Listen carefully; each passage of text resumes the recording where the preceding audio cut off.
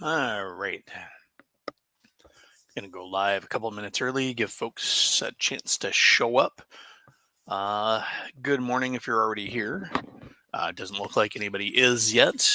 Welcome to another Sunday stream with Elfbait.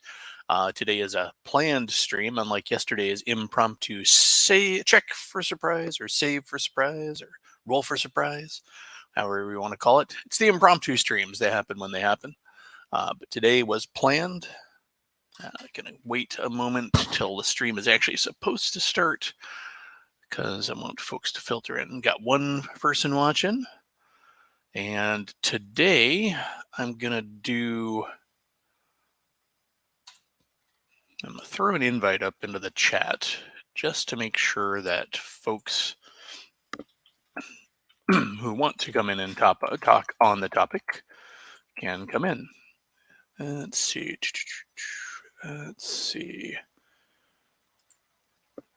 Hope everybody had a good weekend. This is the official start of my weekend. I work Sundays or Saturdays, and so yeah, that can be a little unfun. So let me take a look here.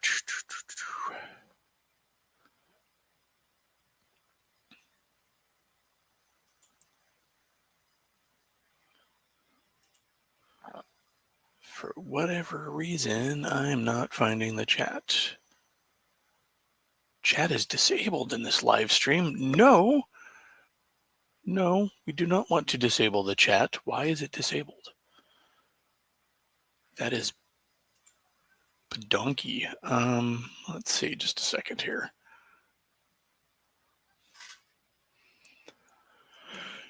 Pardon me, folks. We have some technical difficulties. Probably.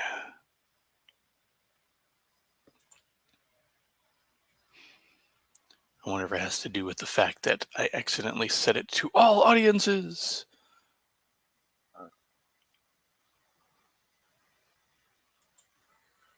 Why is this disabled? That is BS. Can folks see the chat? If you're on here and you can see the chat, please let me know. For whatever reason, YouTube is showing that it's disabled,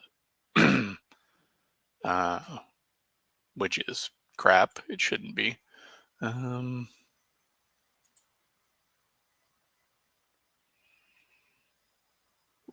Why, Mr. YouTube, have you disabled the chat on my video?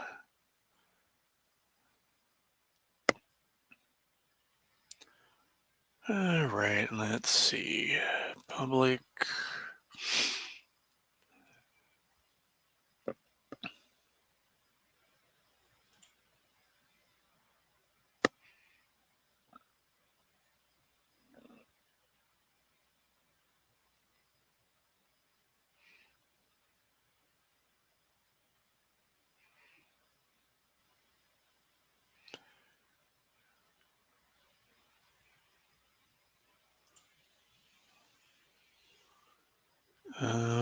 Weird. All right. Well, if folks can see the chat, let me know.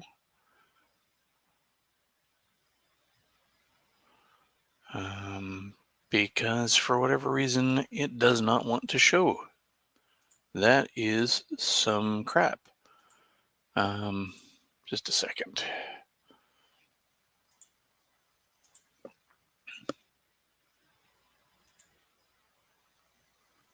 There it is. Okay. Cool. All right. Crisis averted. And the whole point of that was to throw up the... Hey, Bishop. Cool. All right, cool. So I got that up there. There is the link. If you would like to come on and talk about today's topic, feel free. So what is the topic of today? Well, the topic of today is, as the video stated, why I stopped buying new games, mostly. And the reason I say mostly is because I don't think I'll ever stop buying new games completely. But I have had a bit of a rethink in recent years, and even more so in recent months. Um, Part of this is probably just a woefully high level of self awareness when it comes to my games. I have a Saxius. Hello. I steal Mage's Musings greetings there for a second, but hey, how's it going, man? It's good, thanks yourself. Doing all right. You're coming across a little quiet there, Okay, I'll try and fix that. as you and I both come in from our gray walled rooms and talk to the world at large. Cool. So, how you doing this morning? I'm good, thank you very much. Well, afternoon for you, but Yeah, afternoon, exactly. So that should have done now. yeah. So I was just kicking off, kind of starting to talk about how I came to today's topic, and how a good part of it is probably just a really high level of self awareness at the moment. You know, folks who've been listening to me on Geek Stream and then also here know that I'm about a year in having moved to this new home. In doing so, I had to pack up everything I own Mm-hmm. and then also make decisions about some stuff that didn't travel with me and Mm-hmm. get it here. And then I've spent the last year getting it out of boxes and picking up shelves and stuff to put on the walls and everything. And in doing so, I realized just how much stuff I have that I want to play, that I haven't played, and probably won't ever get a chance to play. Yep. Especially if I keep buying new stuff, Yes. which then got me thinking about why I buy new stuff and do I need to buy new stuff. And I'm going to break a little bit of protocol here. I know Geek in his streams likes to throw off in his opinion right out the gate. But why? What's your take on this? Well, so it's kind of evolved over the times. At the very beginning, I had the hard rule that I would not run a game that I did not own, which meant that since I was the president of the D&D and tabletop society at my university, I owned a lot. I'm always jealous when I hear about those. You know, the tabletop society. Yeah. We don't have that here very often. No, yeah. So I was in charge of that, and I pretty much ran that entire thing. I ran multiple games a week, so I would own several different systems, read many different systems, and I have, like, over the time gone from, okay, if I have to own the physical hardbacks before I will consider it a system worthy of my time. Then I moved over to, okay, I'll have the PDFs, but then that became a massive bloat, and now I'm sort of returning back to, if it's on my shelf to my left here, I will run it. Yeah. If it is not on there, I will not touch it anymore. Like, that's just where I've come to. Yeah. I've had to slug, like you said, I think it was like a 3x4, like setup of just boxes filled with D&D stuff, tabletop stuff, comic books, and all these other things. And I remember the movies that I hired made several comments about, like, the books in this specific room was always heavy, and it was difficult for God. Boxes of game books are so heavy. We had to start Yes. we just decided we were going to use small liquor boxes when I moved them Oh. because you had to make them any more books in one box and it was unliftable. Yeah, So, it's absolutely. like, keeping it into small boxes. So as that evolved, how's that affected your new purchases? It's ground down to almost a zero. I have not bought new systems in probably about 2 years now, because the systems that I have right now are the ones that I'm going. I had a buy-in. There was a sales pitch that I bought into for this game that I like, and I want to come back into it, and therefore I keep them. And these days, whenever different groups say, like, oh, let's run Mutants and Masterminds, let's run this, let's run that, I more or less say no, because I I don't want to start with one filling up my drive-through banks. My hard drives, I've already had to go through and sort them to make sure that they're somewhat organized. But at this stage, it's just like I want to run games that I have put dedication into, that I've put Yeah. time and effort into. So right now I have got, I mean, the big variety of D&D and Warhammer 40,000 games, but I've also got, The Witcher, Corollas, Lion and Dragon, Call of Cthulhu. I've got several other like settings books. I've got several box sets from second edition where I would love to, crack them open or at least cannibalize them for better parts. So, yeah, like I've turned around and become more limiting to my groups by literally saying like, here is what I have. And it's a really big collection that I have, and I'm not even looking at like the bottom right corner, which is just books I've bought that I've just sort of read, but not enough for them to actually move up in the ranks of my shelves. Yeah, and I've been gaming so long, and I don't even own everything I've ever. I don't even still possess everything I've ever owned. I've lost a lot over the years. But yeah, so I'm kind of in the same boat as you are there. If you were finished, I don't want to cut you off there. But yeah, so for me, it's kind of the same thing. I've got all these games that I've picked up, and they've all interested me, and they've all been something that's really spoken to me at some point. But I'll go years without playing any of these, and some of them I've never played. And they just piqued an interest, and it's been a matter of finding players and the like. But there are a few factors that really rose to the top in my brain there, and that's, you mentioned something, and I kind of latched onto that for a second. I want to run things that I'm invested in, but also I want to run things that I'm good at, like jumping around game to game. It'll scratch that itch, but you never get good at a game. I've often had the same problem with our board game group back in Seattle.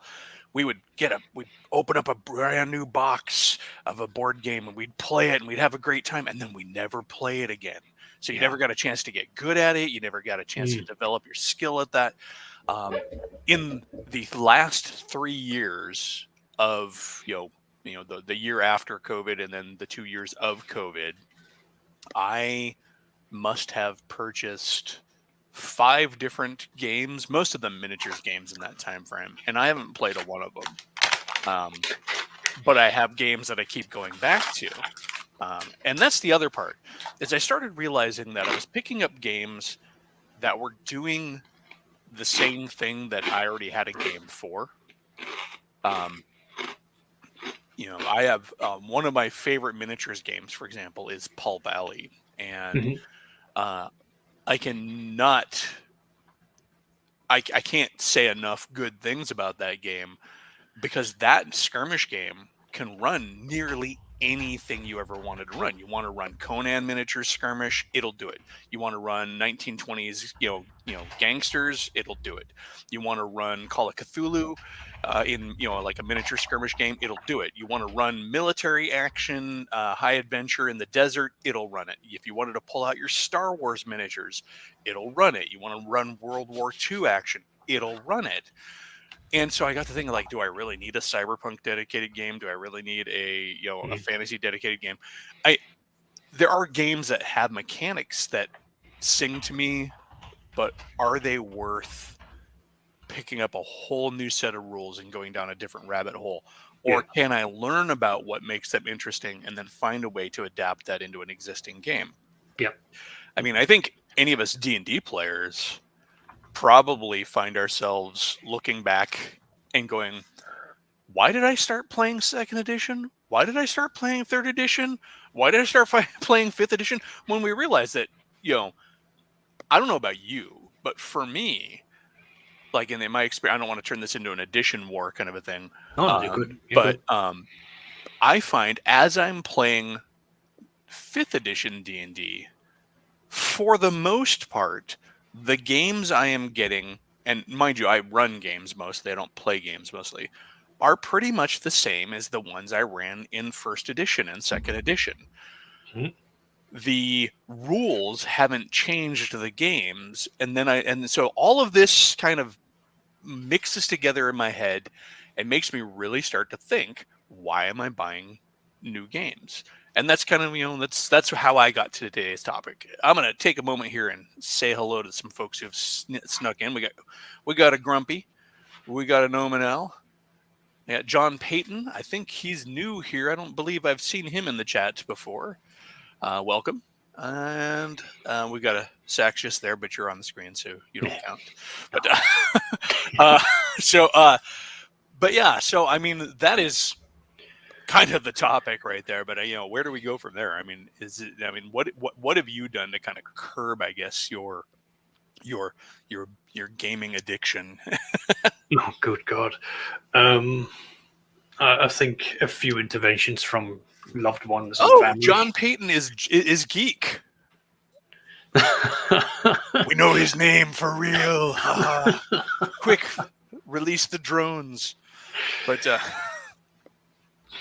oh, goodness grief. I've had a few moments where it's like my parents, for example, would just say like, "Okay, Oscar, I think you have enough now. We're not going to buy you anymore." It's like, that's fine. I'm an adult. I can buy my own stuff.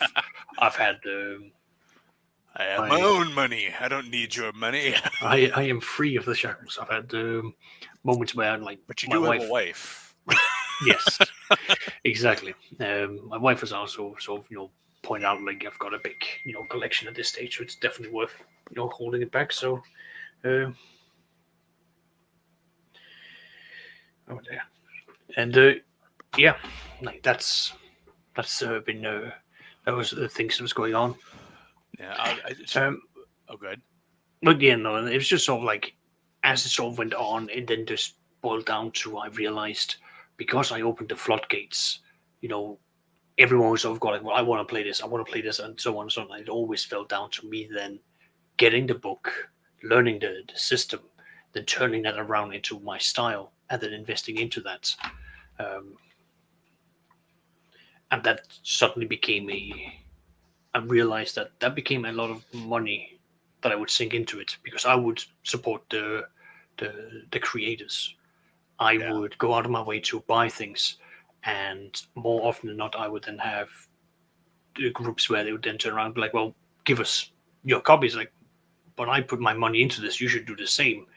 And then that from there, it sort of slowly over time just came to the conclusion of, I am gonna put a hold on buying new stuff. I am gonna buy things for me if I want to run it, but that's because I have then dedicated myself into it. Yeah, you gotta run what you like, what you're interested in. Especially if you're like me, you're mostly the DM, right? You're mostly the GM. If you don't love the game you're running, it's not going to be fun for your players. And I count that even down to a game that you do love that maybe you're just tired of running. Like, we've all been there. Oh, look, we got an Omen coming in. Hey, man, how's it going? Oh, pretty good. Speaking of games, I'm going to try getting with Brian later today so we can go play a couple of games. So, but no. Oh, good. No, jump in real quick. No, you guys just talking about that, and there's nothing better to clean out your boxes than moving. And if you do it every few years, it helps a lot. Well, I'd like to say I cleaned out a lot, but no. I'm not saying that I do that either. I'm just saying that it helps get rid of, how do you want to say, half-finished things? It also helps curb the appetite, I think, a bit, because you really become aware of what you've collected and what you really have to make use of. The one that actually, one of the ones that really tipped me over on this topic, it was a very recent thing, was Shadow Dark. I looked at that, really dug it. I wanted to back the creator. I wanted to back the endeavor. So I went and I backed it. And then I canceled my pledge. And then later, but wait, there's more. And then I backed it again. I'm like, no, I want it. And then I'm like, and then my wife and I are talking about it. I'm like, after shipping, this is going to be $85. It's like $59 for the hardback, which is not a bad thing for an independently produced hardback, especially when it's a pretty good looking book. But I'm like, is Shadow Dark anything I can't accomplish with OSE or 5e or basic fantasy roleplay, all three of which I own, or a combination of those? And the answer really was no. And I backed out of it again. As much as I would like to back the creator and support what she's doing and support new products, I've been doing that for decades now, and I think I've done my part for the hobby. Well, I'm going to bring up, something very similar was Blade Runner. I did the exact same thing, and then I said, what do I really get from it? Exactly like you're talking about. Yeah, it's $130 a book. Jeez. That's got me beat there, man. $130 between miniatures and books. I didn't have 130. But I mean, I was looking at Blade Runner, and I said, well, this looks kind of cool. And I said, is this the kind of game experience I want? Just because you like some of the ideas for it, it feels too limited. And I said, okay, I backed out of it. Some of the other ones, don't get me wrong, I still get addicted. And when I see the Humble Bundle come up, and it says, oh, by the way, we've got all the 40K stuff for $25, which, I mean, they got like, what was it? The Black Crusade, Only War, and the Dark Heresy. I was like, oh, yeah, okay. All right, I'll never read all of these, but at least they're there if I want to mine them. But some of it is I can afford $25, but you're right. When it starts coming down to $200 or $300, like, unless it's a game I think I'm really going to play or I'm really going to dig, because I enjoy reading books anyway. Yeah. And I prefer to sound like I would rather read a game book than I would just a fiction book. Yeah, so, you touched on a good point there, though, too. It's that, yes, you can afford $25, and what I'm actually more coming around to in my head is, all right, that same $25, I could buy a new game or a new bunch of games, or could I buy something to expand on something I already have and already enjoy? Another supplement for 5e, or in my case, $25 is a good number of miniatures, for one of my tabletop games. Like, I was thinking the other day, I was just mentioning earlier also about it. Pulp Alley is one of my favorite games. It's an incredibly versatile miniatures game. It's got lots of supplements to pick up. It's got scenario books. It's got campaign books. It's got, it's a game that uses some cards, and they've got specialized decks and all of that. And he's a very well supported game. So, we lost Saxius. He'll be back. They always come back. But we were staying on topic. But no, and so yeah, that's the other part of the equation is the money that I would be pumping into a new game. Oh, summoned by the wife. Well, it makes sense. The money I could put into buying a new game, could I not make an existing game I have even better for me? Whether that's, it even comes down to what I'm going to buy for certain games. Like, I've had to curtail, I think you and I talked about this a bit. I've had to curtail the monster books I buy. I just can't get myself to buy another monster book. And part of that was just realizing I don't think I've delved much into any of my monster books for the entire time I've been playing 5e, for example. I've got all the Kobold Press ones. I've got the 5th edition foes from, I think it's Frog God or Goodman. I always get those two guys confused because they kind of exist in that same space of, and I don't use it. But also part of that is like, I can reskin monsters on the fly, which is something I know you like to do a lot too. Yeah. But also I love homebrewing whole new monsters, and it's become even easier with like D&D Beyond for 5e, because like I can cut and paste things off of an existing monster profile, and you can even actually pull up stock monsters to pull up their basements and modify. I've got 12 pages of homebrew monsters on D&D Beyond. I just can make monsters when and so it kind of goes back to that. Do I need to buy another monster book? Do I need to buy another role-playing game? Do I need to buy another, like if I ever want to play superheroes, I've got Marvel. It's been a good solid game since 1984. I don't think it's going to get any better. And if I really do want to try something else, I also have Champions and Heroes Unlimited. Well, and I think that's sometimes if it's not a unique or innovative mechanic, like I got big into Free League because that was a unique, innovative mechanic. And then I got into Modiphius because that was a big innovative mechanic. I liked it for some of the things, but after a while, the other part that comes down to it is unless I'm really invested in the IP, like I enjoy all the background stuff, Yeah.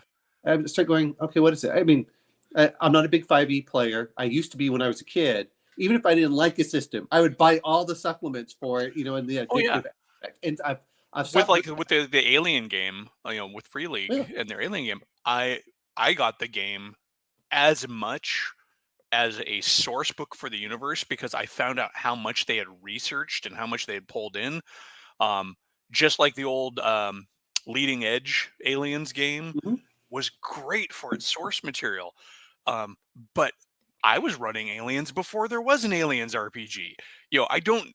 I've never and everybody's mileage is going to vary. But you're right though; it has to be an interesting mechanic. But I'll find out what that mechanic is, and then I get thinking, can I just layer that on? Like the stress mechanic and the panic mechanic, which is what really sets Free League's Alien apart. That's easy to just plaster onto another game.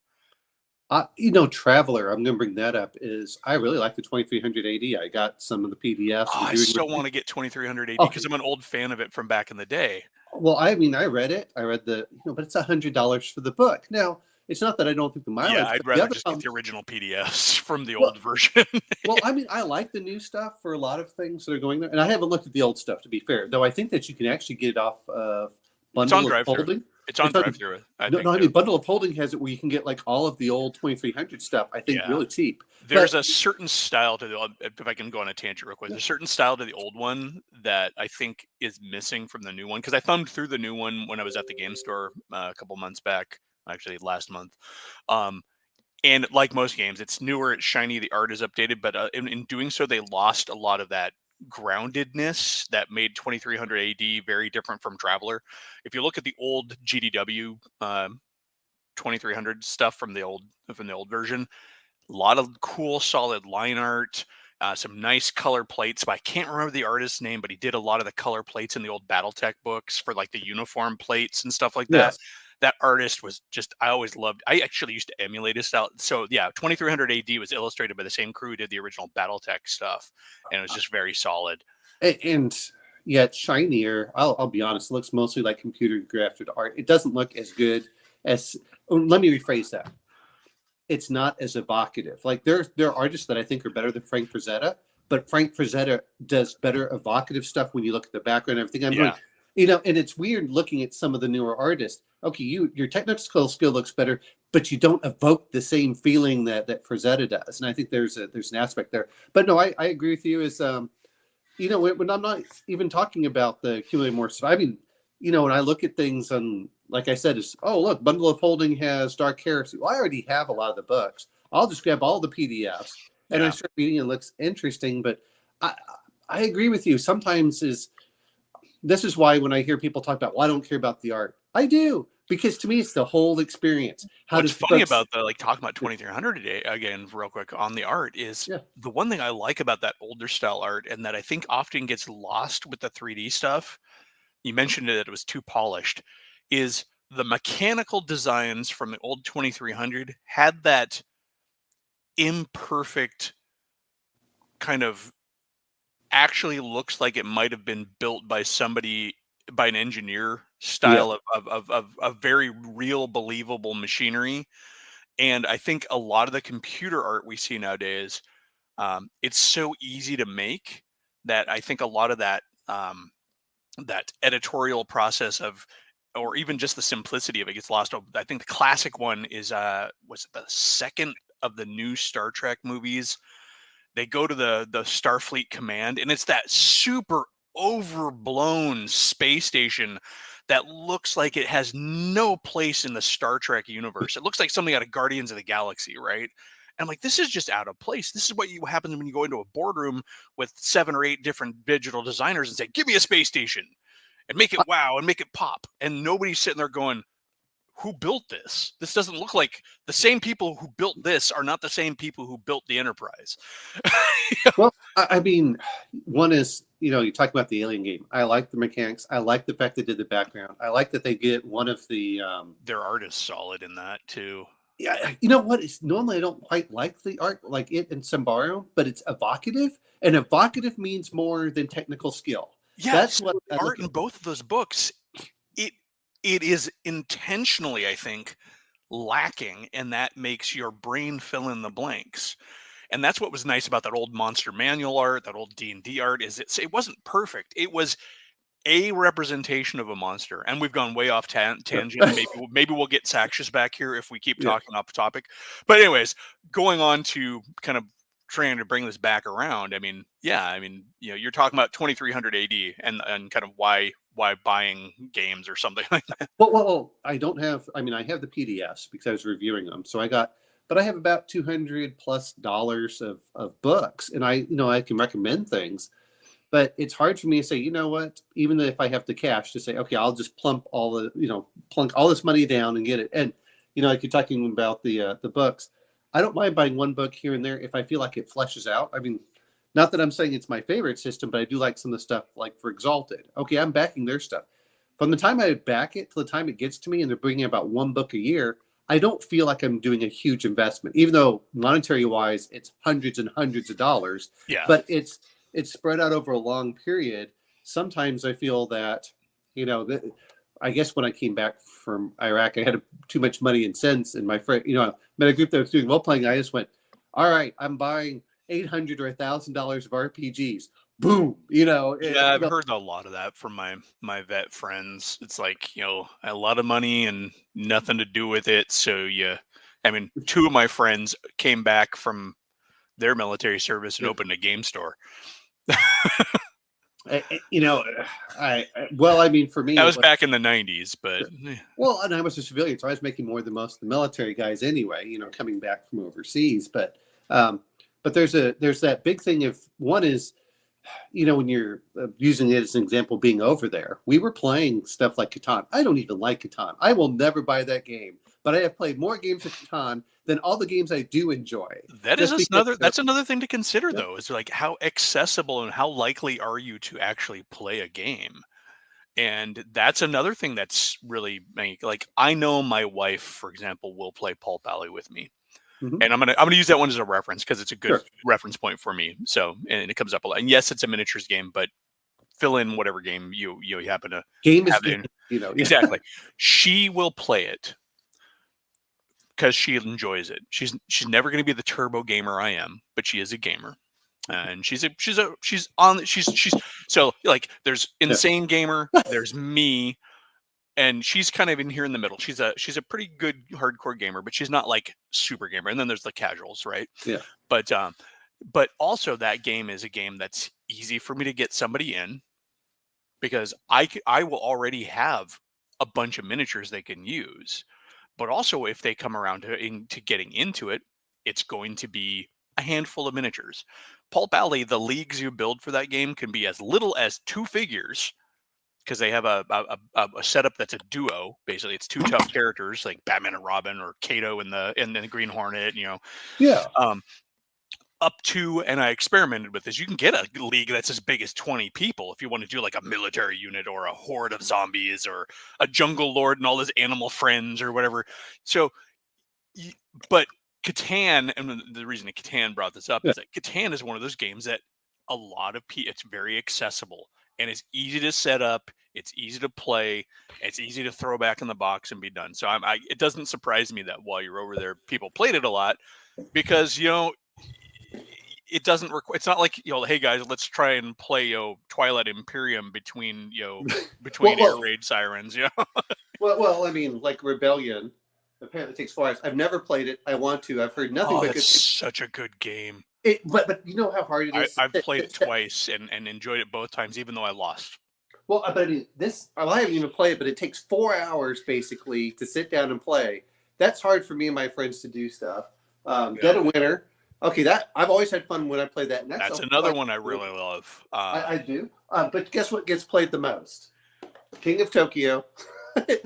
Which is Also fun. Your game shelf has a lot of our best hits.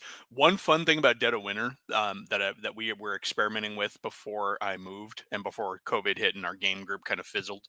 We Mhm. were experimenting with taking two editions of the game and then putting the boards together, so you had two rival survivor groups. Oh, actually, well, there is that there was an expansion I think that did that where you suddenly play with 13 players. I mean, it's not an original enough idea, Yeah. but before that, that's cool that they came Mhm. out with that, because that was something we were kicking around. How could you play that? That would be really cool. With Twilight Imperium, we left Twilight Imperium on our table for 3 months playing the same game. We also, and I loved this. So when Axis and Allies came out with its big anniversary edition, Mhm. they had a printable map, and my friend went out and dropped the money to do giant table covering poster maps in 2 of them for the whole Oh map. wow, yeah. But that edition of the game was so granular. I mean, it had a way to play the original Axis and Allies, but it combined Pacific and Europe together. And that's why it had 2 maps, Sure. actually, because you could play just Pacific or Atlantic, or out of the one, or Europe, I Yeah. should say. But also, when you played the full version, Italy was a separate player from the Germans, Okay. and the British were divided into 2 different parts: their Pacific holdings and the British Isles, and they couldn't share resource points. And we had a full version of that game with everybody playing, and it was so much fun. Although the German player was so ridiculously inept. I mean, he made the actual Germans look capable.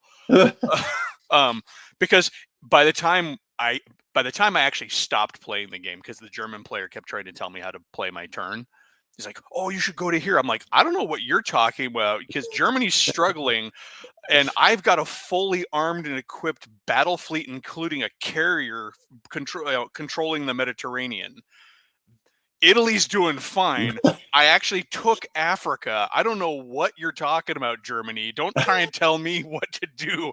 I mean, I'm pretty sure if there's going to be a new empire ruling Europe, it's not going to be speaking German. It's going to be speaking Italian."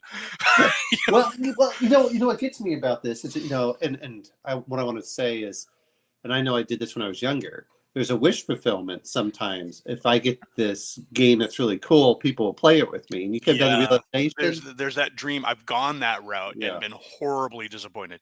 Like Pulp Alley, again, I would drink, uh, is my second go round for a Pulp Miniatures game. And there was an old game, originally the first one I ever got into was called 45 Caliber Adventure, and Mhm. it looked really cool, and it was at the early days of offering games straight to PDF, and so I could get it and I could print it, I could throw it in my notebooks, and I went it and I dove in and bought like hundreds of dollars, worth of. I think I bought like $1,500 worth of Oh, wow. stuff, just terrain and miniatures over time, and nobody would play it. I play tested it for my game group one time. They had a miserable time because the game ended up being horrible. Well, not horrible. It just wasn't for us. I mean, that would be unfair to the game.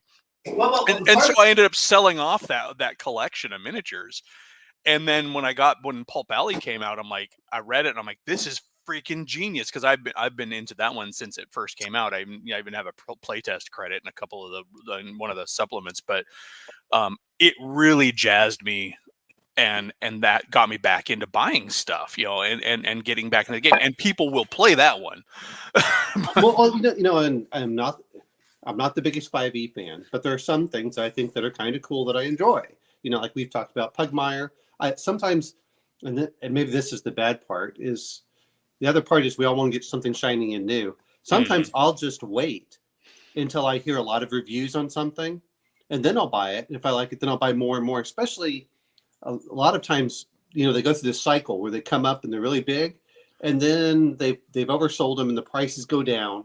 And you're a few years later, like, oh, okay, 5e. If you really like 5e, man, now is the time, because the books are so cheap. They're everywhere. You can find everything you want, and then you can also be selective on what you do get. It's not, what is it? The MSRP on the back was $50 for each of the books, but I can go to Walmart and they're like $32, and that's Yeah. not even on sale. On Amazon, I know I've seen as low as 15 for new books, but Yeah, and then that segue is actually really good into another point, and I think this is what gets a lot of us, and that's the FOMO aspect. I don't know how, especially in this day of Kickstarter games, a lot of games come out, and if you don't get them in the Kickstarter, you'll never get them in physical copy until they run another Kickstarter or something like that. And so there's that. I've been bitten by that a lot of times. Like, oh, I got to get this. My board game buddies were always PO'd. Like, I missed out on this Kickstarter, so now I can't get this. And then they'd have to run. But it also happens with miniatures. Like, I cannot purchase fast enough to keep up with some of the trends in games. There's been things where, like, that's really cool, and by the time I get around to actually being able to buy it, it's either not in stock or it's gone. And when we picked up Frostgrave, Mhm. we hadn't even played it yet by the time the second edition came out. You know, Oh, and it was crazy. Kill Team was the same thing, although that with Kill Team they decided to create a new edition real quick. But that FOMO aspect, I think, really hits gamers hard, and I've even seen some good discussions on how gaming companies using FOMO are really targeting the psychology of gamers in general, because gamers in general tend to be within a certain neuro, Yeah. neurotypical or neuroatypical kind of a framework, right? We all kind of have the same weird quirks about us for the most part, Yeah. and part of that is a very compulsive spending. If in fact I remember reading some research, if we weren't playing role-playing games and stuff, we'd likely be gambling. You know what? I've heard gambling, but I'll mention this much is because it's a completely different thing as far as what's in there. I'm doing that right now with plants, and that I want to plant in my yard. Well, that's the thing. We'd be doing Yeah. some sort of hobby. Yes. We'd be collecting cats or crafting or or books, and so that FOMO aspect is almost predatory in a lot of areas. And Here you you know go. what I Sublimation of the hunter-gatherer instinct by collectors. There we go. well, that's true. But I mean, I want this. I want this. Now, admittedly, it takes years for me to do it, and it's probably good for me to go out there and dig holes, because I can feel like my waist is losing a little bit of fat. But but there's that aspect of, like, is it healthy for you? Just like, people forget about the role playing games. If you enjoy the math, it really helps you out. It helps me in school because it kept me interested, because a lot of stuff just bored the hell out of me. But like, Yeah, I oh, was well, how do maybe a real little too economies interested work? in role-playing games in school and not enough interested in school. But Well, we say that, but guess what? What did that do? That encouraged me to go look at science. It encouraged me to go look at history and all this other stuff. oh Because yeah, oh yeah, it was the public school system, because when I got to Yeah. college, I was rocking it. Yeah, I well, barely got out of 8th grade, but I was pulling a 3.8 throughout college. and you were probably bored in 8th grade because they weren't teaching the stuff that you found interesting. I was Yeah. so bored. And if I can expose myself for a moment here, my mom used to pull her hair out because I would do my homework and then not turn it in on purpose. And she'd be like, "Why did you do that?" And I would come back at her with, "Well, I know I can do it. I don't need the teacher to tell me." And see, But I do, because I need the grade. well, I mean, I homeschool my son, so I check him out. I'm like, are you learning it or not? And I really don't care if he does one or the other. If you're not Yeah. learning it, then we can go back. But, And with but, homeschooling, you can always find a practical application for it too. but you're talking about this thing is, I got Gloomhaven, Frosthaven, because everyone talks about how great it is. Mhm. All right, that's about 50 plus pounds of books that I haven't even. I'm sorry, that the game itself. If Yeah. you've looked at Frosthaven's, 36 pounds for the base game, and I'm saying, how am I ever going to get that? This is where, and now I'm looking at gaming tables in Wormwood where they have the leaf that can go on top, and that way you can put a game underneath, and you don't feel like you have to finish it that day. I think that makes a huge difference, and I think that really does help. The problem is that you have to spend thousands of dollars to get a gaming table like that. Yeah, but I kind of wanted to tip into the FOMO aspect, because there's one game. So I'm going to try to do this because let me say this right off the bat. Mhm. This company and this game is doing nothing wrong. Yes. There's a company called Traders Galaxy out of Australia, and they have an amazing game called miniatures game again called Mhm. Bot War. Bot War is an absolute love letter to 1980s cartoons. Oh, good God, that sounds great. It is scaled to the robots, right? So you've got a bunch of not Transformers in different factions. You've got combiners, you've got cassette tape warriors, you've got, and then on top of that, he's got other 80s cartoon factions built in.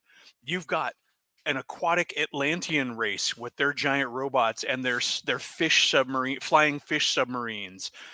You've got the Democracy, which is a GI Joe type of a force. You've got Viper, which is like the Cobra equivalent, or coils is what they're called. Excuse me. Yes. And then there's the special branch of Democracy, who's like the old Mask cartoon with their regular vehicles that turn into like flying Camaros and stuff. But then there's the dino riding cyber dinosaur Russians. And then there's the alien monster kaiju engineers like the Quintessons and all this stuff. And he's done them in a way that they're not clear. They're not just a ripoff. They're his own thing. He puts enough of his own in there. But where I'm going with this, and of course, he actually pulls sort of a GW model in terms of how he makes his games, because from that core game, he now has a 28 millimeter like force on, like not force on force, but like skirmish level version that uses the same characters from the GI Joe equivalent in 28 millimeter. He's got a fighter combat one that you can have the transforming jets versus the aquatic jets and versus. So he's got those different sub games. Where I'm going with this though is talk about FOMO is his release schedule is so breakneck that I can't keep up. And he does lots of special figures because he'll do like special editions of his figures, like to promote sales. Yeah. I miss out on all of them because I don't have the money like right then. And so while the character will still be in the game, I'll never get the one who's doing the cool pose or has the variation. I'm going to bring this up because you're talking about that. I did that with Monster Apocalypse, which I'm not sure I'll ever see. But I was like, man, this is so cheap. This is a game I can play with my son. Because at the end of the day, if you're going to buy something, you want to be able to put it on the table and have fun with it, or you want to show it off or something. But you're right. Like the Conan game, I bought everything for Conan because I like the we're talking about the tabletop board game, not the role playing game, which I can do with both of them. Man, I love having the little miniatures and everything else, and I kind of go, all right. I've played it once with my son, and that's fine, but if it's not a game that takes 20 minutes, or less, he doesn't like to play it. I'm like, come on, we can play an hour. I mean, if you have a gaming group, you're blessed because like I said, we've left games with my old board game group. We'd leave games up on the table for months. Just because we all were invested in that experience of let's play, like you said, Twilight Imperium. We played that, and we would, Twilight Imperium has that diplomacy phase. We would really get into it. I mean, to the point of almost role playing our characters. Like one friend of mine would put on, and I'm guilty of this too, we'd put on the voice of our alien race and kind of go Babylon 5. Well, if you want my station over here gone, you'll have to surrender your tree, blah, blah, blah. And really play it out. Like you're talking with your paleo fantasy. Well, I like seeing how new things are going. And if it's cool, I enjoy it. I liked a game called Worm. I was kind of excited about that one. But over time, I went, that's the other part is I have to wait and mull. This is as much as everyone talks about the Trove. When I used to go on the Trove got me to buy more games than anything else. So maybe thank God it's gone. But even though it's PDFs and they were all pirated, I understand that. But if I liked the game, I would go buy the physical copy because I love the tangible aspect. Yeah. So it was actually making sales in that way. But I'm one of those people who I like to have both. I like the PDFs for reference, but when I'm being creative, I love to just sit back with the book and flip through it, or be able to just pull it off my shelf and go through it, and occasionally run I keep This is what's in my desk right now. Oh yeah, those Just are because every so often I'll pull it open and flip through it and look and see what I've got there. And then I've got like, an adventure. Yeah. I've got a drawer in my desk that just has whatever I'm working on. And then I got my DM journal here so I can note down my notes. And well, you're doing this, but I literally have this this on my stuff. bed next to me while I'm sleeping. There you go. Well, you're married, so it's a little bit different, but I don't. So Oh no, that never stopped me. Oh, okay. No, well, it's like, honey, we have to have a room for a third. What? Well, this book is calling to me. But but I agree with you on that. But there are times I also get, like we were talking about the other books. You get into it, and I look at the appendix in, and start grabbing stuff like this. Like, okay, there's Michael Moorcock's, Elric series. I have yet to read that. I have to, I'm going to out myself on stream here, but I have read far less than I should for a fantasy and sci-fi nerd. Me too. Being ADHD and then also dyslexic is a horrible combination. So it makes reading really hard.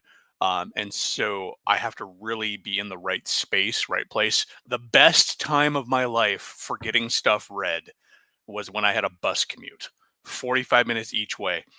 Because what are you going to do? You're going to sit on the bus and you can either look awkwardly at people or go to sleep, which sometimes I would do, or you read.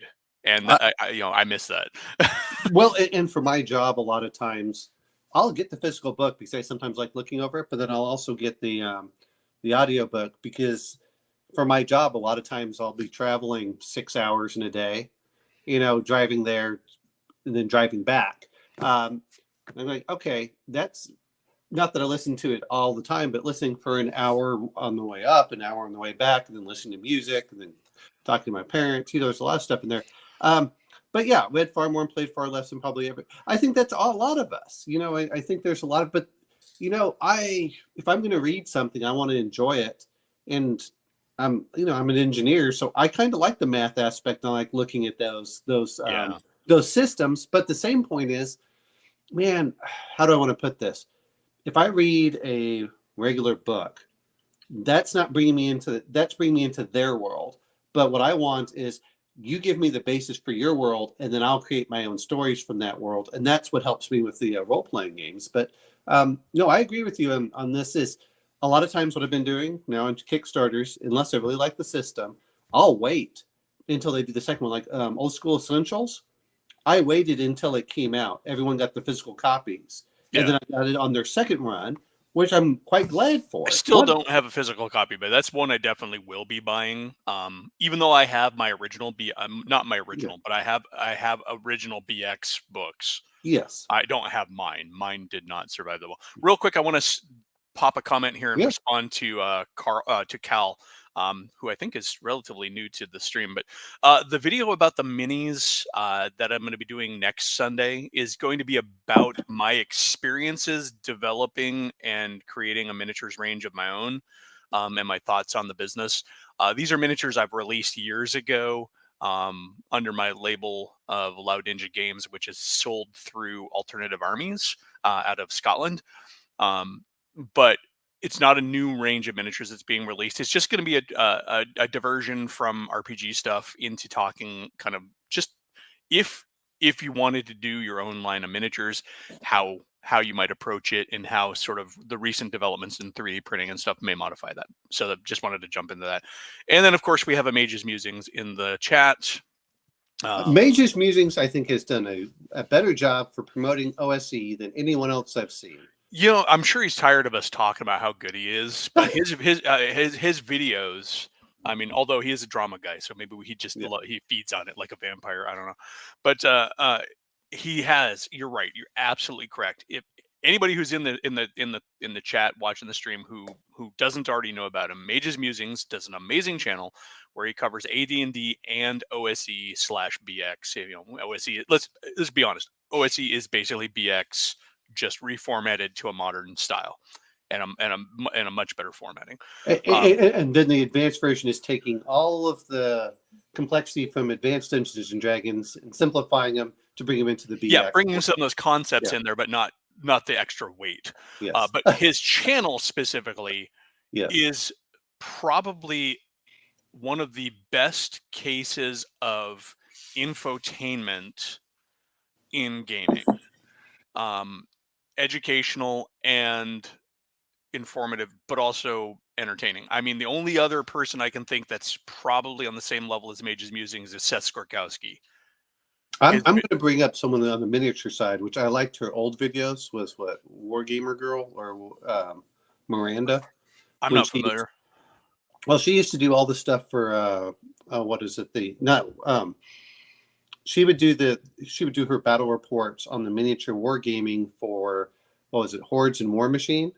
She did a great job on it because she condensed everything. It wasn't live play. She condensed everything down and made it very simple to understand. Would go back and say how she messed up the rules, and that's what I know that Sean from Mage's Musings does. And it really does help get you into it. Oh, okay, this seems easy. It makes it also seem very accessible instead of looking at this huge amount of rules. Like, I can't remember it all. I mean, like, no one remembers it all. You have to go through it and slowly learn it. And as much as we talk about being a master of stuff, the best way to become a master is to play through it, have some players, talk with it after and say, hey man, I think you messed up this rule. You know what? You're right. Let's go back and we'll fix it later. That's my feeling about it. But she did a great job on the war gaming side. Yeah. And a good channel for that is Little Wars TV. If you're on, if you like the historical side, they're a gaming club out of Pennsylvania, I believe. And they not only are they crusading to keep historical gaming alive, because that's a graying hobby that's aging out badly, but they do short, snappy videos for historical battles that are intercut with conversations with the players, and then they don't spend a lot of time showing every move. They just show kind of some keynotes and kind of walk. Very good example of how to run a miniature wargaming battle. I would do those things, but the camera setup required for doing an actual, like, it's more time and effort than I have the availability to do. Anyways, I mean, those are all, I think, good attitude here from Mages. Mistakes are your friend. It doesn't seem like it at the time, but we learn more from our mistakes, is what we always hear, right? It's our ability to process those and grow, which is important. That's why one of the things I always like to tell new DMs, because there's this weird myth that DMing is hard, and it's not. DMing is not hard. I started as a DM. I've told my tale a few times. My very second experience with D&D was DMing, running for my parents, and I had no idea what I was doing, and I did it all wrong because I was doing it from memory. I didn't even have the books. And here I am 40 plus years later, and I'm still fucking doing it.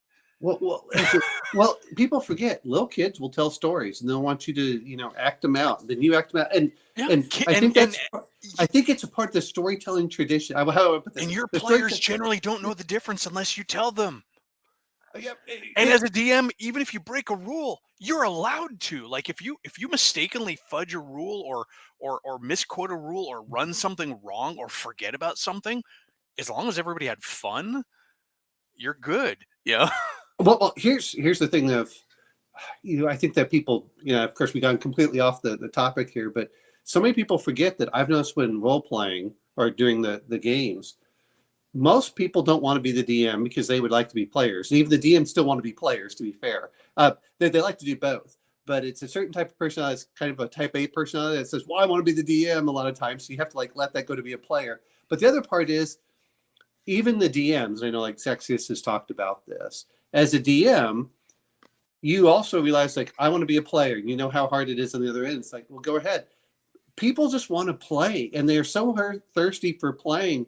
They'll play with you even if you're mediocre, and still say it was a great game. Like you said, as long as they're having fun, and if they aren't, a lot of times they're like, you know what, I'm going to run my own game. Okay, we'll go with you.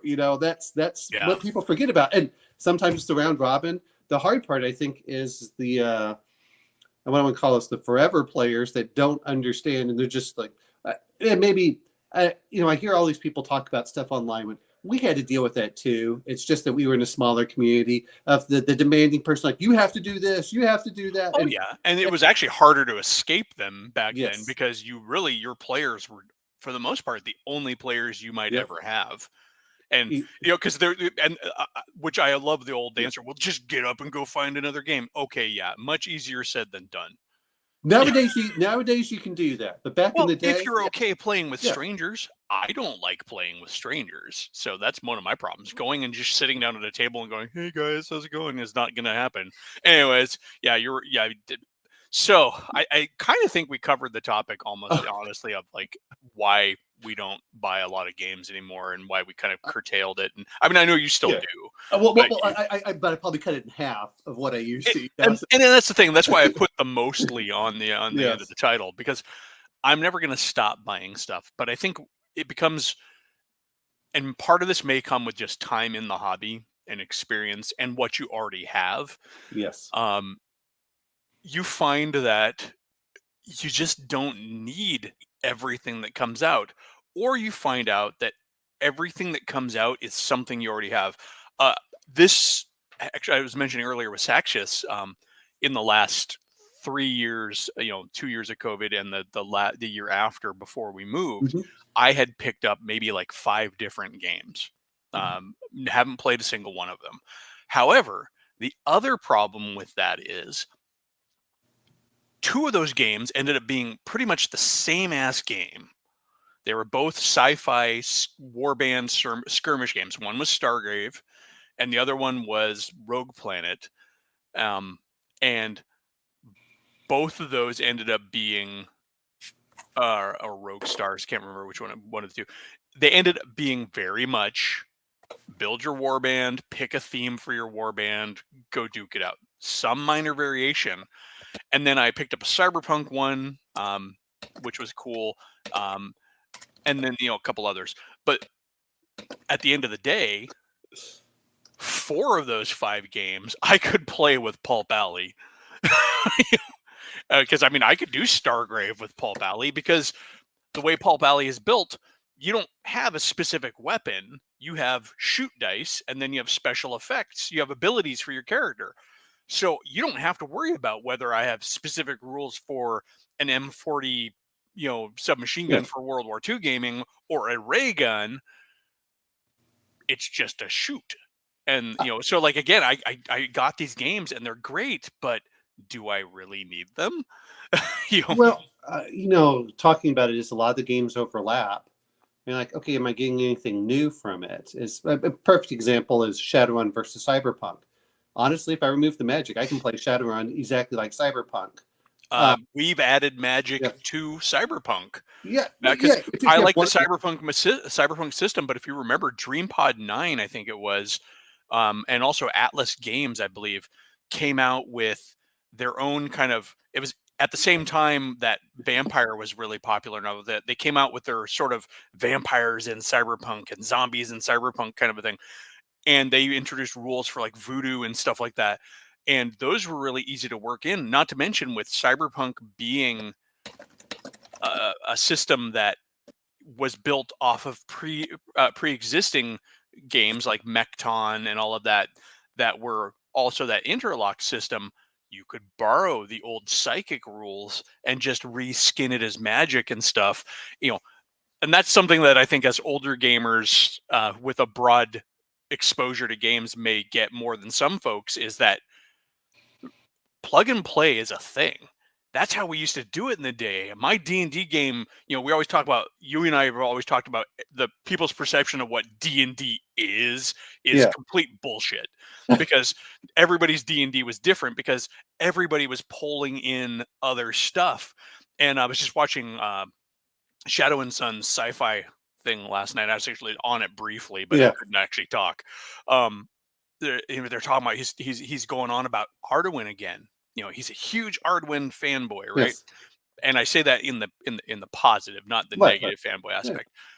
But all of that Arduin stuff is not official D&D. So if you're like him and you were pulling in stuff from Arduin all the time, your D&D was very different. So yeah, that's that's again, like, do you need another game? Kind of pulling it back to the theme of the stream. Do you need another game? Well, an example was You know, Palladium.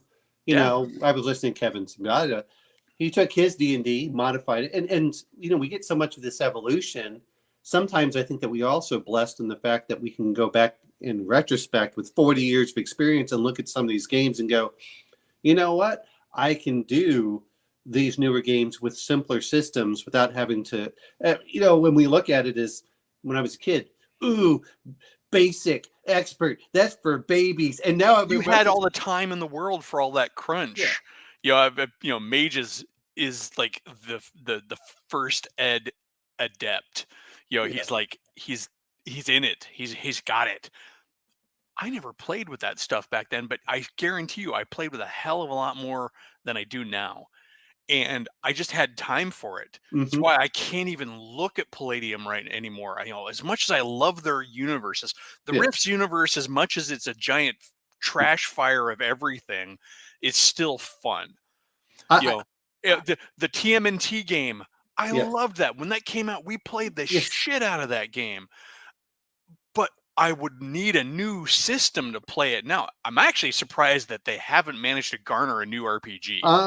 Well, I don't know about Palladium. And part of it is with the TMNT IP. I mean, why isn't especially when we got the Transformers RPG, we got the G.I. Joe RPG coming out.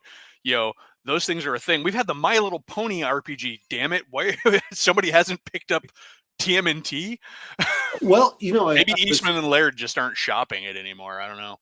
Well, and I met, I think it's Eastman. He actually signed something for my son because my son loved Teenage Mutant Ninja Turtles. And I'm going to the Comic-Con on things that you collect. Yeah. And I got him, he didn't even do the artist, but I said, hey, look, I went in, I said, my son likes your stuff. Could you make it out? And I said, to my son's name. And he was so happy because they know that their signature is worth less if it's signed to an individual person than just having the signature by itself. I mean, they know if you're trying to go for it because you're a love of the material, or if you're someone that's going for it as a collector. I think the funniest signature I ever saw is my buddy and I went to a Star Trek convention, and we went to the dealer's room, and he couldn't find anything Star Trek he wanted to buy, but he did find a set of Star Destroyer deck blueprints. And so he's got George Takei's signature on a Star Destroyer blueprint thing because it's the only piece of paper he had. Oh, that's hilarious. Well, because that's the constant, isn't that the constant meme, Star Wars and Star Trek? Well, did you ever watch the movie Fanboys? Yeah. Oh, did you remember when they start going over the fighting when they stopped at James T. Kirk's, and then I don't want to give you spoilers on it, but they're all fighting over the shark. But no, I agree with you on what more do I need to collect? In a certain point, I collect things I enjoy, or I collect settings I enjoy. Yeah. I talk about stuff, but I used to buy everything, and now as I'm getting older, the other part is being more selective. I used to buy all the stuff now, but now I go of like, okay, when's the 50% sale? I'll wait for that. And I said, I'll wait 2 years, until this comes out. Some of them, to be fair, I've really loved. The other thing is, quality. I'm not knocking it, but like you said, is I have tons of game systems. Man, it is so easy. This is the other part of, like for us, it's like, okay, we're big gamer nerds. We're going to come in. We don't mind learning all the new systems. But man, whenever it starts coming into getting new players, and they've only played D&D, or they've only played one role-playing system, there's that sunk cost. And for them to relinquish that is you have to do something. You have to have something that's both engaging. So a well-known IP helps. Alien. I'm using Alien very well because I knew guys that had never played any game. Yeah, if you can't get them to come in because of the system, at least offer them like, dude, have you ever wanted to play a Transformer? Yes. Have you ever wanted to play a member of the Joe team? I mean, well, have you ever wanted to command the starship? What's it's on Strange New Missions? And well, but that helps. But Alien is I'm just talking about well-known IPs, kind of thing. Well, but I'm using Alien because it's they know it's going to be a horror game, which means that the lethality which is not what 5e does well for the most part. No, Unless not you unless you strip it out and modify it. And yeah. well, at that point, it's like, hey, using a whole new system. And the other funny part Well, is, I mean, if you use the stuff in, well, actually, no, I'm going to say it. The core system just doesn't allow for it unless you do Yes. the slow healing and then bring in like the fear and terror rules and stuff like that. well, you have to keep them at second or third level, which then they get kind of frustrated because they can't go up. I mean, there's a Yeah. lot of things. Well, having a lot of hit points can count. I mean, we're going on another tangent here, but that's what we do. Yeah, having a lot of hit points doesn't mean as much when it takes a hell of a lot more time to get them back. So if you're using slow healing, and you know, sure, you have 150 hit points. You lost 82 of them. Now, how long is it going to take you to get them back? Or are you now forced to proceed with, you know, 32 hit points of your 150? You know, and that alone creates a sense of desperation. So I don't so much mind those. I'm totally to tangent, but I get what you're saying about the known IPs. Let's go back to that. Well, no. What I'm saying is, like, my friend wanted to do some of those slow healings and things, and his players completely rebelled. Whereas if you bring a whole new system, the players can let go of a lot of that stuff and they can focus on the new system. But the system has to be easy and quick to learn.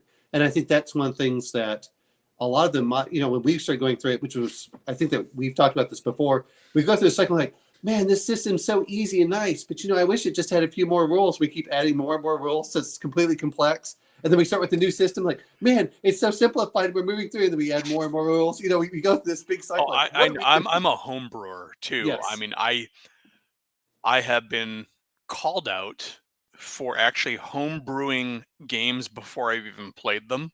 Mm-hmm. And for me, I'm always seeing the potential of what a game can do.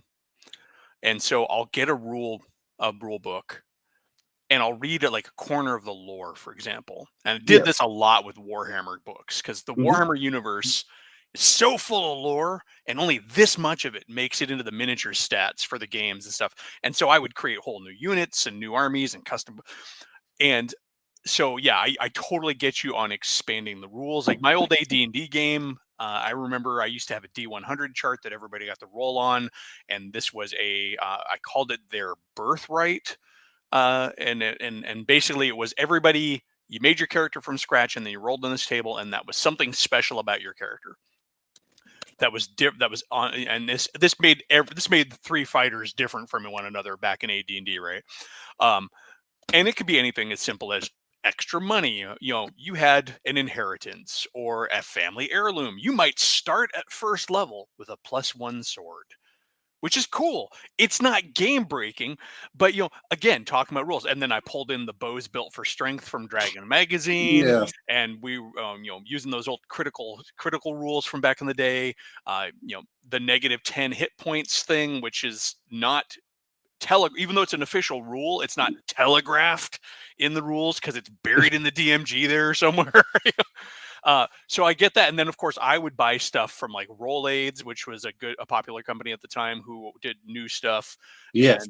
And my very first D&D character, I mean, this should say something. My very first character I ever played was not out of an official D&D book. It was actually out of the Roll Aids book where they had the ice elves. And I'm like, I'm going to play a damned ice elf. And so thus Shagon Icehawk was born. And I played the crap out of him forever. It's back when I actually did fair amount of, you know, equal time as a player and a DM. But so I get that, you know, feeding into your rules, and then like you get into a game like Palladium, which is like everything's the same system. When you're sitting there going to when I made my Rifts character, who was a TMNT mutant panda using the martial arts from the Ninjas and Super Spies and Mystic China book, with the mega damage rules and the enhanced psychic, because all of his key powers suddenly did mega damage because the whole Rifts conversion book.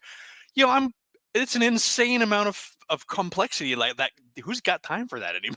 Well, you know, the other part is, as a DM, and I think it's one thing if I have all the books, when my players have all the books and expect me to use them, I'm like, no. Anyway, Eli, I'm going to let you go. I'm going to try getting with Brian over there so we can play some weird World War II gaming. Anyway, I appreciate you having me on. And I wish I could have talked to Brian, man, because I've actually commented on his Facebook page a couple of times and had a couple of interesting discussions on like how to do things in. He lives Weird 5 War. miles away from me. Well, It's I mean, I am so jealous because I'm a huge Weird War fan. I don't have a lot for it because nobody else I know is. But anyways, here's the other part. There are so many systems, talking about on game systems that I would buy that I didn't like. Perfect example is Shadowrun First Edition. I didn't like it, but I bought everything because my friend wanted to play it. And as the little jerk I was at the time, I wasn't that little, but the jerk that I was at the time, I've become less of one. I would go buy it so I could know more than he did as the DM, and oh no, yeah, that's not. As I'm getting older, that's why I enjoy playing with John's game for Call of Cthulhu. I'm like, John, just tell me what the rule is. I don't really care. You just tell me. And yes. So anyway, but yeah, go have fun, man. And actually, you'll have to chime into Discord, and in fact, hop onto Elfbait. Tell us about your experiences doing. Are you going to be miniature gaming or role playing?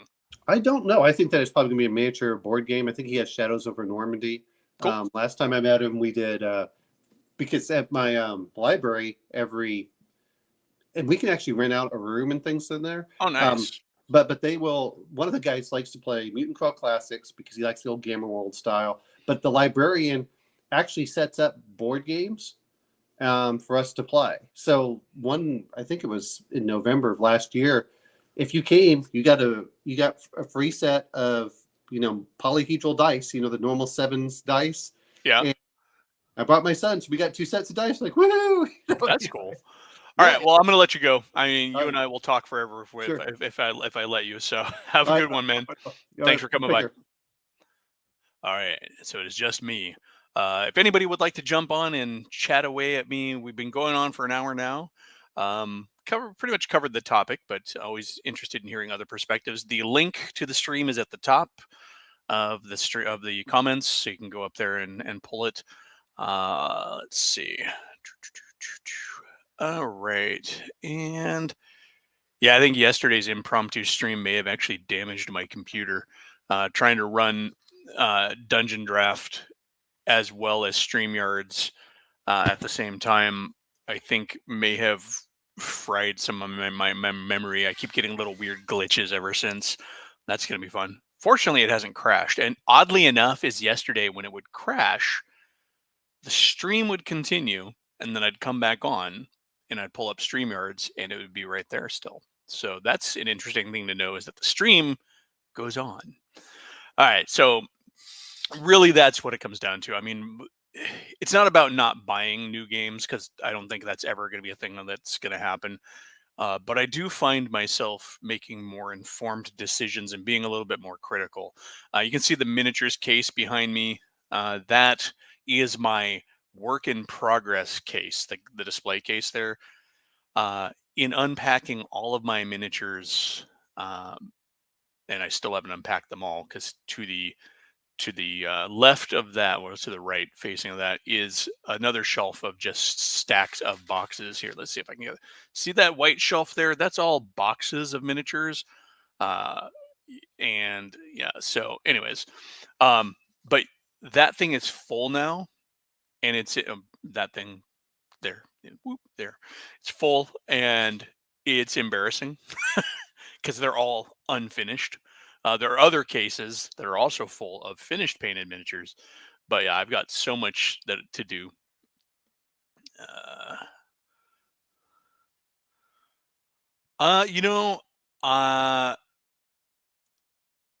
That's exactly what's happening with me, man. I don't know if I did or not, because I leave my computer on constantly, so it may have updated in the night, like some sort of weird computer vampire. But yeah, so I am not a huge stickler for painted miniatures. I would rather play a game than worry about whether it's painted or not. I also hate painting, which is a horrible condition to have if you're a miniatures gamer. I have sat down with time to paint and decided to sculpt an entire miniature from scratch rather than paint. Yeah, well, getting free tech support, I appreciate it. Omen, it happened So what happened last time with this is since last night. Prior to that, no problems. So StreamYards and Dungeon Draft did not seem to want to play together. Dungeon Draft is a little unstable at times, anyways. But there were two instances last night where my computer completely just locked up with a weird old streaky screen. I had to shut it down. I couldn't get into the task manager or anything. I had to shut it down and then bring it back up. And then now this morning, I'm having a weird screen flicker where it does sort of the same warbly line bit. So I'm wondering if maybe I damaged something. Um, but let's see. Those are good. So yeah, and if you guys want to check it out, it was this. I did a live stream last night for about an hour where I drew a dungeon from scratch on Dungeon Draft. Dungeon Draft and Wonder Draft are two tools I go to really quite frequently. Dungeon Draft is my default for doing dungeon maps and a lot of wilderness encounter maps. It's great for doing battle maps because it's got a very clean semi-cartoon style. It's an illustrated style, not like a realistic style. I also have Dungeon Fog, which is a web-based application. I don't like it as much for dungeons, but I do find it really good for doing like grittier floor plans and deck plans. Like I've done a bunch of Star Trek, not Star Trek, but Star Frontiers deck plans for it, and I've done um, Call of Cthulhu house plans and stuff. Let's see. Let me see if I can pull one up here. Let us see. All right, so I'm gonna go ahead and pull up my other screen here. And you guys may actually see the flicker if it happens here. Let's see. So Star Frontiers. Yeah, I think I've shown off a couple of these things that I've drawn on Dungeon Fog before, but let me see if I can find a simple one.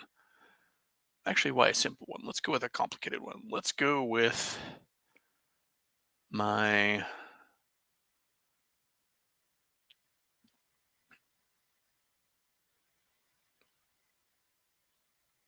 Okay, here we go.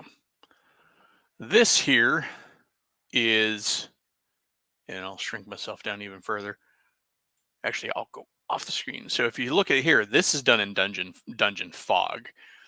And, if I zoom in here, so you can see that flicker. That's what I'm talking about. Craziness. If you can see it, I don't know. But that's really nice, detailed, textures and stuff. It does a really good high-tech map. The grid's a little dark on this, or a little opaque on this. I tend to usually run the grid a little more translucent. But anyways, yeah, I use Dungeon Fog for that, for those kind of plans. But the assets, he's mentioning the assets here. You can, but I find I'm not all that savvy, so putting new assets in is kind of a trick for me. Let me see. Okay, I'm gonna try and pull up another file here. I want to try and find my Call of Cthulhu, one of my house plans. The nice thing about Call of Cthulhu, I really like to use. I don't use maps too much for Call of Cthulhu, but every so often I will. You can go to the old Sears catalogs where they did the mail order houses, and you can pull up a lot of house floor plans out of Call of Cthulhu out of that. Let's see, because I did a map of one of the characters in my game's Brownstone. Let's see if I can find it. Or not. Of course not. Why would I be able to find anything I'm looking for when I need it? Anywho, oh, that's annoying. All right. Well, let's see. Here we go. I'll pull this one up.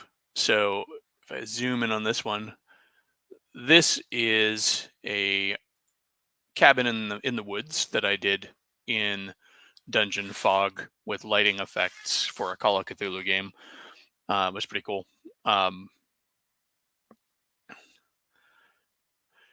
Yeah, that's pretty much it. I used to. I'm not as far behind as some, but I'm further behind than others. And I do find that it's really hard for me to pick up the new stuff. Uh, and I've been spoiled for like the last 6, 7 years before we moved. My neighbor behind me was a massive computer guy and would do free tech support for us. So we kind of got out of the habit of knowing. Um, let's see here. But yeah, so you can see dungeon. This is sort of outside map that Dungeon Fog would do, as opposed to Dungeon Draft. Dungeon Draft is nice and clear, and I find that it presents a good, clean map that's really easily usable for tabletop stuff and for battle maps. All right, so I think that's the topic covered, and kind of ventured off into tangent land. We're going on about an hour and a half. Last call for comments and questions, and then I think we're going to go ahead and call it for the day. Thanks for everybody who showed up. I saw the stream topped out at about 8 folks. Those people who chimed in the comments, I appreciate it. Omen, Mages, Grumpy, Cal, Justin, I know you snuck in here, even though I haven't had a chance to really respond too much. But the flickering monitor thing is something. I know Echo was in here earlier, but yeah, and then John was here for a bit. Saxious, thank you for coming on stream with me. Omen, thanks for coming on. But yeah, I'm not telling. I just want to put out one last little caveat. I'm not telling you not to buy games. I'm not saying that buying new games is bad. I'm just kind of looking into the logic and the reasoning and kind of my realization as to what's going to set me on a course for slowing down on buying new things. For me, I think it's going to be more about I can pick up more miniatures for my miniatures games instead of buying new games. I can pick up new supplements for games. There's always somebody printing a zine or something for OSE. There's always a new set of cards or a new scenario pack for Pulp Alley. Expand on what I have and maximize the fun I can get out of something like that instead of chasing, to dream the impossible dream, right? We don't want to end up as Quixotes of gaming. Yeah, and the thing is like that's a hard one to get into there, Justin, because I think we all buy things expecting and hoping to run them. But yeah, it doesn't always come around. Anyways, that's been the stream. The Elfbait Discord is a thing, so go ahead and feel free to jump. There's plenty of sections to talk there. It is open to everybody to communicate to. So if you want to share ideas, throw up pictures of what you're doing, homebrews for games, questions about game design, there are departments for that all over there. There's all sorts of. I've got miniature sections and I've got role-playing sections. If there is a game that you want to talk about, if you want to have a thread started for that, let me know. I'll go ahead and add that. There's also an Elfbait Facebook channel if you're on there. Lately, it's been mostly posts of stream announcements, but occasionally I do write little mini articles and I mirror those between the Facebook and the Discord. So if you're in one or the other, you're going to get them. Anyways, have a good night. Check out Mage's Musings channel. Check out the Old Geeks channel. I appear on his channel a lot most Wednesdays, although that may be changing. Some life events are going to make me at least late to his Wednesday streams, so I'll lose my pole position. But have a good day, everybody. Enjoy your Sunday and get out and game.